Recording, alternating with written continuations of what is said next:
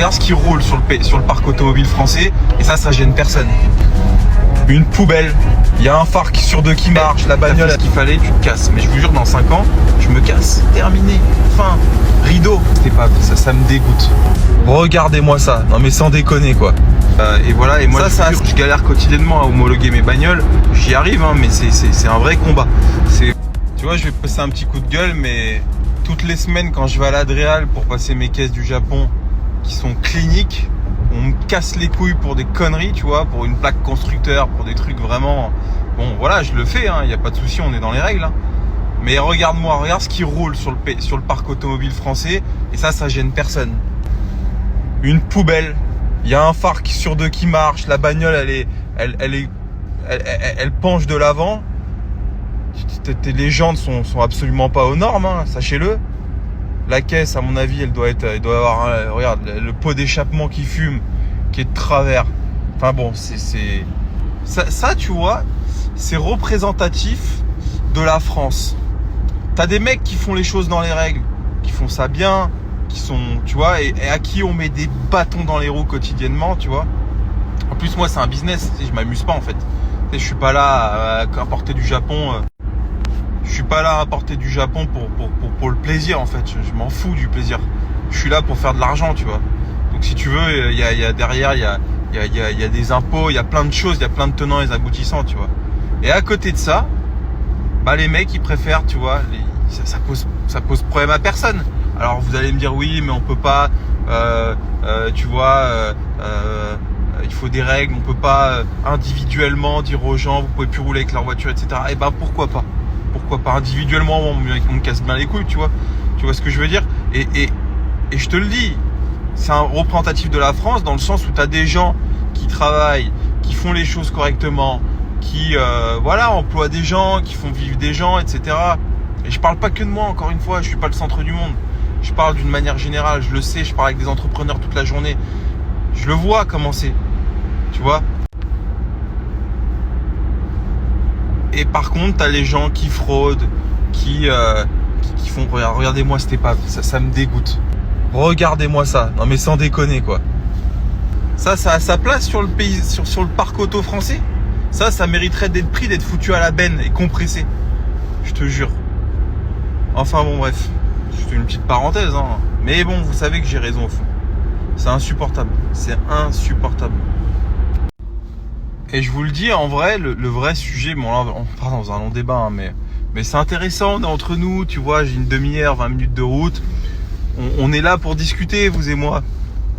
Non, mais il y a un vrai sujet dans ce pays, et ça, je me rends compte quotidiennement, peu importe ce que tu fais, ce que tu entreprends, dans le business, dans plein de choses, tu vas acheter une voiture, nous, je vois, je vends des voitures. Ou tu veux, j'en sais rien, moi, construire un garage dans ton jardin. Ou tu veux, j'en sais rien, moi, investir dans un local d'activité, j'en sais rien. Peu importe le projet que tu vas entreprendre, qu'il soit petit ou grand, on est dans un système où on a trop de règles, trop de contraintes, trop de contrôle. C'est bien un petit peu, tu vois, sinon ça serait l'anarchie. Mais trop, c'est trop. Et je vous jure, ce pays, plus ça va, plus on se sent pas libre dans ce pays. Et c'est con, mais dans tout ce que tu entreprends. Prenons un exemple bête. Le matin, je vais au travail, je prends mon téléphone, je fais une petite story. Bon, vous direz, voilà, le mec, il a pas son téléphone au volant. Ok, certes. Sachez un truc, les amis, c'est que j'ai jamais eu un seul accident de ma vie. J'ai jamais cartonné une bagnole de ma vie. Si, une seule fois, c'était avec Kevin, on faisait les cons avec ma Mégane KTRS, là, à l'époque, il y a très longtemps, il y a 5-6 ans. Bon, voilà. Mais c'est tout. Et encore, je me suis pris c'était dans la zone, il n'y avait personne. Il neigeait, bon, bref. Mais je vous jure, les amis, et pourtant, je roule plus que la plupart des gens, j'ai jamais eu un accident. Alors, ça veut pas dire qu'il faut... mais... Et ben là, tu vois, je fais une story, il y a un flic caché derrière un buisson, il peut me mettre 4 points ou 3 points pour le téléphone. Chaque petit projet que tu entreprends dans la vie, tu vas par exemple, tu sors de chez toi, tu vas pour, j'en sais rien, acheter du pain, bah c'est possible que tu sois en infraction, que tu te fasses contrôler. Il y a toujours, je veux dire, ce pays, c'est le pays qui est pas un pays libre. Alors je sais, il y en a qui vont me dire, ouais, va vivre en dictature, tu vas te rendre compte que en fait on est dans un pays où on peut faire ce qu'on veut. Ouais, mais là tu me prends un extrême.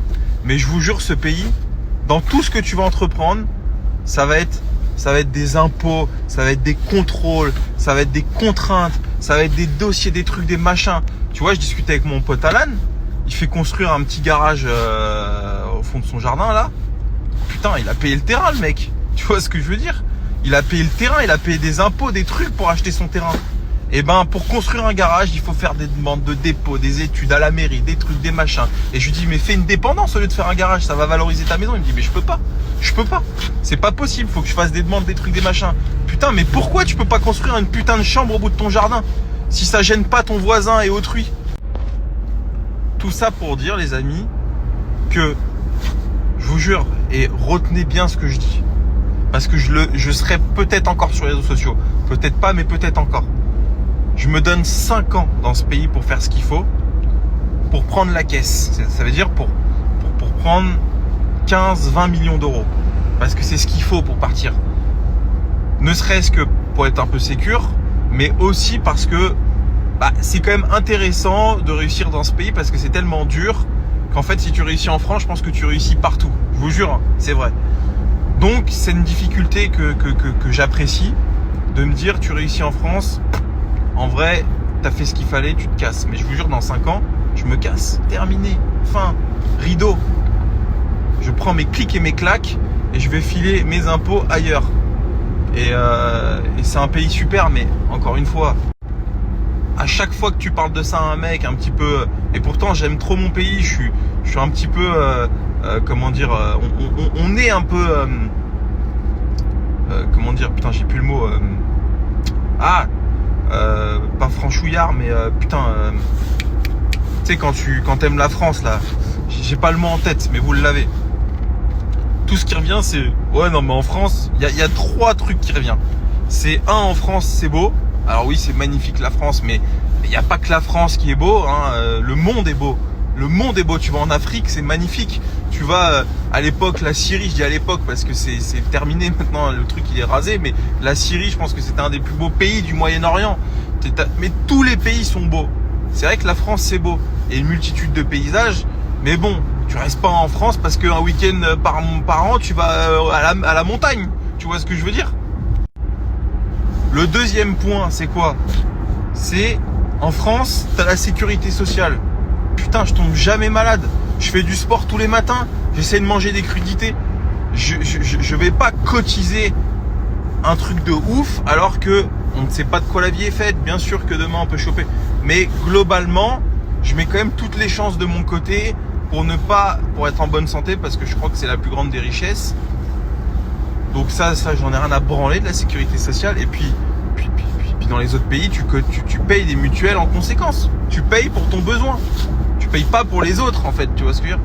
Et le troisième point, ça c'est le point qui me fait trop rire, c'est pas négligeable, c'est la nourriture, le fromage, la charcuterie. Si tu prends 20 bars, si tu prends 20 millions et que tu te casses à l'étranger, même au fin fond du monde, où t'as pas accès au camembert, crois-moi que le camembert tu l'achètes dans une épicerie française. Donc c'est peut-être pas aussi simple, mais arrêtez. Donc tout ça pour vous dire, et ça partait c'est fou hein, parce que mon raisonnement est voilà, mais ça partait d'une bagnole pourrie qui roulait. Et voilà, et moi je vous jure, je galère quotidiennement à homologuer mes bagnoles. J'y arrive, hein, mais c'est un vrai combat. C'est un vrai travail d'être homologateur.